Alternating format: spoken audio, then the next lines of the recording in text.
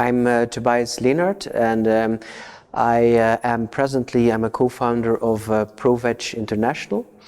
I also give worldwide trainings to activists, to vegan and animal rights activists. Together with Melanie Joy, we try to increase the impact of vegan advocacy worldwide. And I have my own blog, veganstrategist.org, and I wrote a book recently called How to Create a Vegan World. And before all this, I was director of the Belgian vegetarian vegan organization EVA, Ethical Vegetarian Alternative, which I led for 15 years. And then after some sort of burnout, I left it and I started just by myself.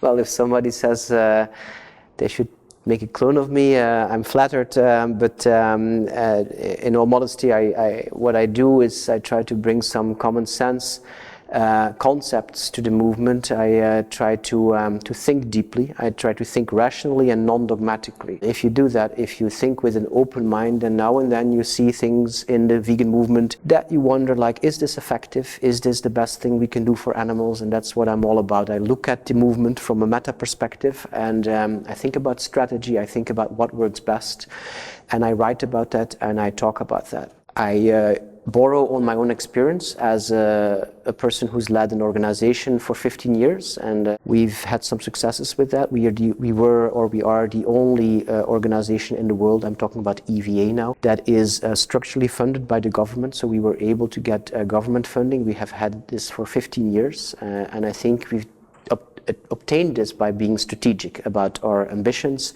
being strategic about showing that the objective of the vegan movement is important for everybody. Vegan or not, it's about not just animals, but it's also about environment and health. And if you can show that it's about all these things, you can involve many more stakeholders. And that's also what we do with ProVeg International. We talk about all these aspects, not just animal rights.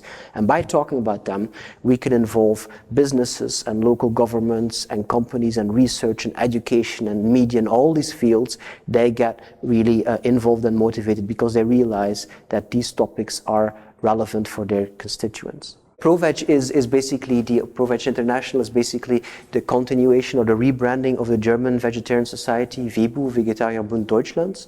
And recently we've rebranded it into ProVeg International because we thought, like, look, these topics need to be tackled on an international level, and it would be really good to have an international organization on veganism, where in different countries we operate under the same flag, under the same brand.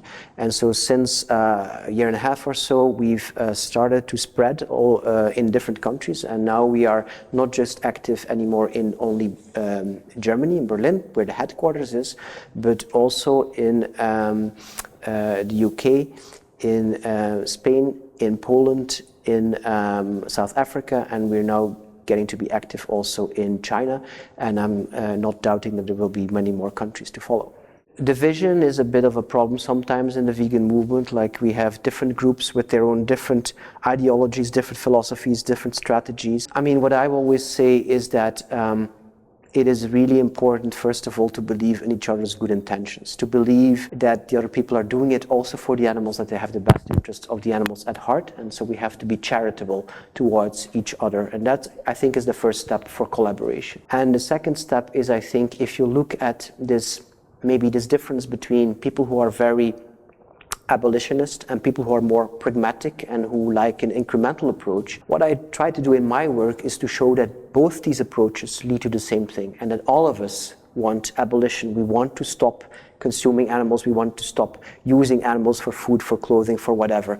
But also an incremental approach with meat reduction can lead to that. That's, in my book I try to explain how that is. I think that we create, by all these people who reduce, we create a critical mass, and we make it easier for everybody to shift more and more in the direction of veganism and abolition. When it's relatively easy for us today to be vegan, it's actually thanks to all the people who reduce, because they created the supply and demand, they created the market, and it's thanks to them that we have all these products to choose from. So if you look at it like that, if you see that these different strategies lead to the same end goal, then there's not so much to fight about. And then there's a lot to communicate about, and then we can see we have a lot in common, and we can work together because we have the same objective in spite of having different strategies.